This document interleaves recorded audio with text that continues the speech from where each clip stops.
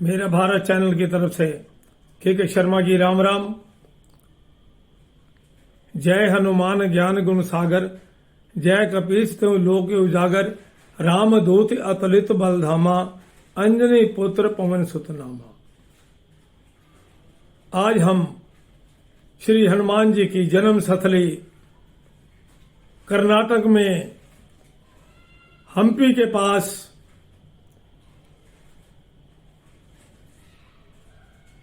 गांव में जहां पर उनका जन्म हुआ था वहां चलेंगे।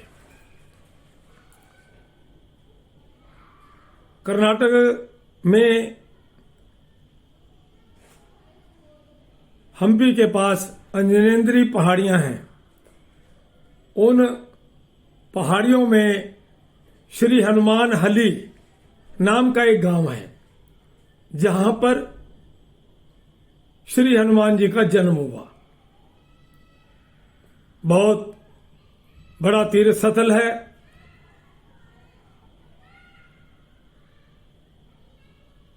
अगर मैं कहूं कि आजकल कर्नाटक के चुनाव में भी इस विषय पर चर्चा हो रही है। हनुमान जी के जन्म स्थान के जिक्र के साथ वहां हनुमान जी की जय जयकार हो रही है। साथ में कारण कोई भी रहा हो, आइए आज हम श्री हनुमान जी के जन्म, इतिहास व उनकी लीलाओं पर रोशनी डालते हैं।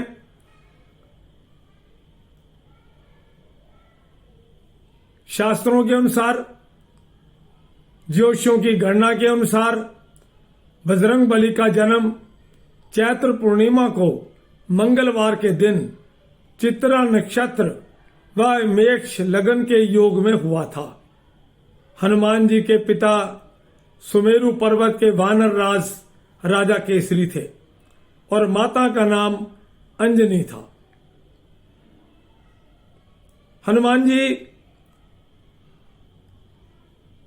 अभी छोटे ही थे और बहुत ही नटखट थे। एक बार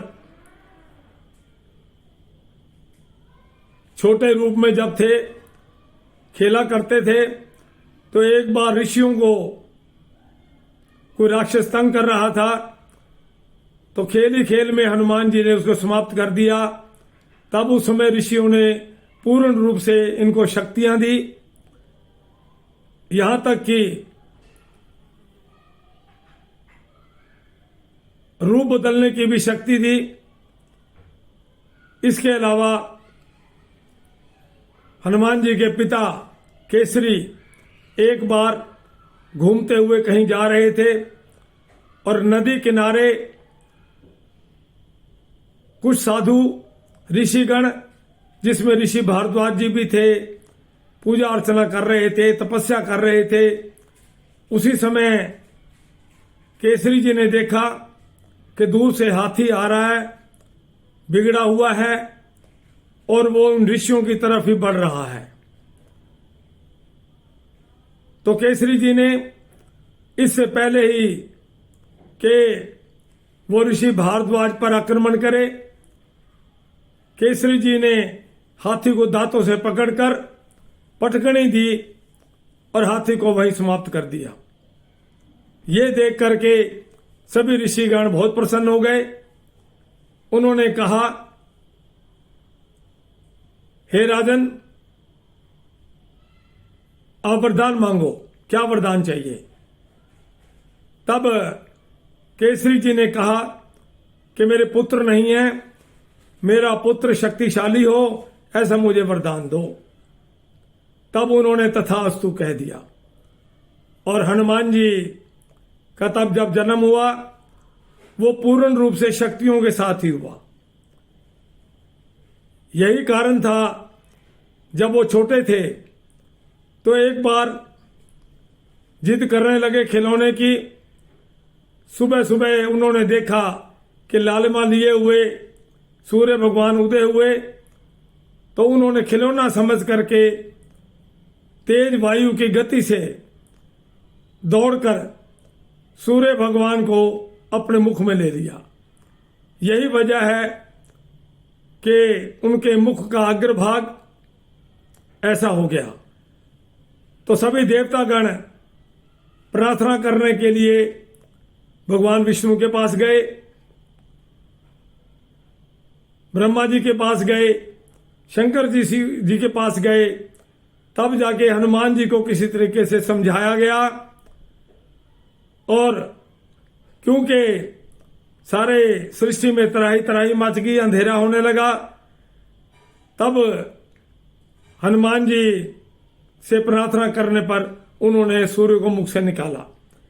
तब एक बार फिर वो पीछे दौड़ रहे थे, तो सूर्य भगवान तो ये सोच रहे थे कहीं मुझे मुख में ना ले ले, लेकिन सही माने में वो सूर्य भगवान को गुरु बनाना चाहते थे। तो सूर्य भगवान ने कहा कि मैं रुक तो कहीं सकता नहीं, अगर तुम उतने बराबर पे आप मेरे साथ चल सकते हो, उड़ सकते हो, तो मैं तुझे अपना शिष्य बना सकता हूं। तो पवन देव ने भी शक्ति दी हनुमान जी को, और उसी आधार पर उन्होंने सूर्य भगवान जी से सारी शिक्षाएं ली। इसके बाद हमारे वाल्मीकि रामायण और तुलसी कृति रामायण व हमारे शास्त्रों के अनुसार हनुमान जी का जो जन्म है रुद्र रूप, जिसे कहते हैं कि रुद्र भगवान शंकर जी के अंश से ही हुआ, क्योंकि जब भगवान विष्णु ने धरती पर अधर्म का नाश करने के लिए श्री राम का रूप धारण करने की योजना बनी, तब श्री राम जी की सहायता के लिए हनुमान जी का जन्म हुआ, और हनुमान जी ने पूर्ण रूप से श्री राम जी की सहायता की। श्री राम जी जिस समय सीता की खोज में जंगल में भटक रहे थे, उसी समय हनुमान जी मिले और वो सुग्रीव के पास ले गए। तब श्री राम जी ने सुग्रीव को किष्किंधा का राज्य दिया। राम और सुग्रीव की आज्ञा से ही हनुमान जी सीता का पता लगाने के लिए 100 योजन समुद्र लांग करके लंका पहुंचे, और वहां पहुंच करके उन्होंने लंकनी को एक ही मुष्टिका में मारा। जैसे ही लंका में प्रवेश किया, चारों तरफ देखा कि जब सीता नहीं मिली, तो एक झोपड़ी से, एक घर से राम नाम की आवाज आ रही थी। उन्होंने दरवाजा खटखटाया, विभीषण जी थे। विभीषण जी देखकर बहुत प्रसन्न हो गए कि हनुमान जी मिले तो राम जी भी मिलेंगे। तब उन्होंने हनुमान जी को बताया कि सीता अशोक वाटिका में है, सख्त पहरे में है, सावधानी से जाना। तब हनुमान जी दिन भर वृक्ष की ओट में छोटा रूप बनाकर छिपे रहे। शाम होते ही जैसे ही वो जाने लगे, तो लंकेश अपने परिचारिकाओं के साथ आ गया और मां सीता को धमकाने लगा। हनुमान जी को गुस्सा तो बहुत आया, लेकिन भगवान राम जी ने जितना काम सौंपा था उतना करना था, ये सोचकर रावण को जाने दिया। उनके जाने के बाद उन्होंने मुद्रिका सीता की गोद में फेंकी और राम नाम का गुण गाने लगे। तब सीता हैरान हो गई। हनुमान जी छोटे रूप में प्रकट हुए, तो सीता ने कहा, अरे वानर, ये मुद्रिका कहाँ से ले आया? उसने कहा, मैं राम का दूत हूं, आपकी सुध लेने आया हूं। तो माँ सीता ने कहा, नहीं, तुम छलिया हो। अगर नहीं माँ, उन्होंने बड़ा रूप करके दिखाया और मुद्रिका की रहस्यमयी बातें बताई। तब सीता को विश्वास हुआ। उसके बाद माँ सीता ने उन्हें अमृत का वरदान दिया और चूड़ामणि देकर कहा कि ये चूड़ामणि लो, प्रभु राम के चरणों में रख देना और कहना कि 2 महीने बाद सुध नहीं लेंगे तो मुझे जिंदा नहीं पाएंगे। उसके बाद हनुमान जी ने माँ सीता से विदा ली, फल खाना आरंभ किया, अरु अक्षय कुमार को मारा, मेघनाद के ब्रह्मास्त्र में निज इच्छा से बंध गए और रावण के दरबार पहुंचकर हनुमान जी ने कहा, ऐ लंकेश, अगर तुम लंका वासियों का भला चाहते हो, अपना भला चाहते हो, तो माँ सीता को आगे करके श्री राम की शरण में चले जाओ, वो बहुत दयालु हैं, तुम्हें क्षमा कर देंगे। लेकिन रावण अहंकार में था, उसने हनुमान जी की पूंछ को आग लगा दी। उसी पूंछ से ही हनुमान जी ने लंका को जलाकर राख कर दिया। उसके बाद हनुमान जी ने समुद्र में पूंछ को बुझाया, राम के चरणों में पहुंचे और पहुंच करके चूड़ामणि दी। राम जी भावविह्वल हो गए। उन्होंने उन्हें अमृतत्व का वरदान दिया हनुमान जी को। तब पुल बांधा गया। उस समय अहि रावण राम लक्ष्मण को पाताल लोक में ले गया बलि देने के लिए। तब भी हनुमान जी गए, अहि रावण को मार करके राम लक्ष्मण को ले आए। युद्ध आरंभ हुआ। लक्ष्मण जी मूर्छित हो गए मेघनाथ की शक्ति से।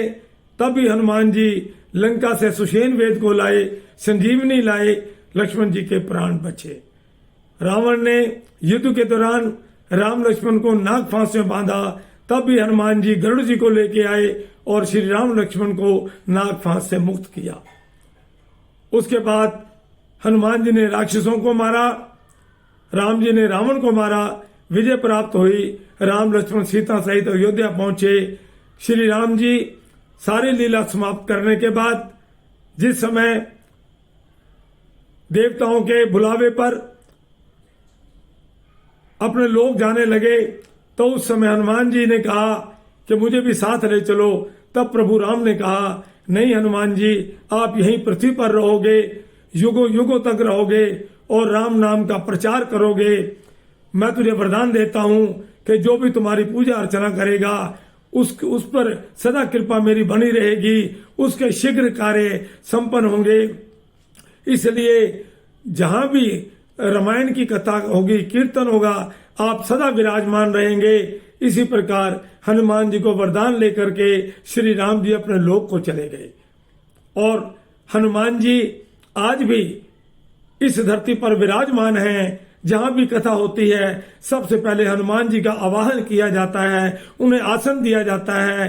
तब हनुमान जी की कृपा से सारे कार्य पूर्ण होते हैं। इस युग में भी हनुमान जी को प्रार्थना करने पर, हनुमान जी की पूजा अर्चना करने पर सारे कार्य सिद्ध होते हैं, अथवा हनुमान जी की कृपा बनी रहती है। मनुष्य को सारी सिद्धियां मिल जाती हैं। हनुमान जी सभी के कार्यों को संवारते हैं। बिन मांगे हनुमान जी की भक्ति करें। कहते हैं कि श्री राम नाम का नाम लेने मात्र से ही हनुमान जी उन पर कृपा बरसाते रहते हैं। इसी प्रकार हनुमान जी का इस युग में भी आज वो विराजमान है। हमें उनकी पूजा अर्चना करनी चाहिए और उनकी सदा कृपा लेते रहना चाहिए। बोल पवन सुत हनुमान की जय।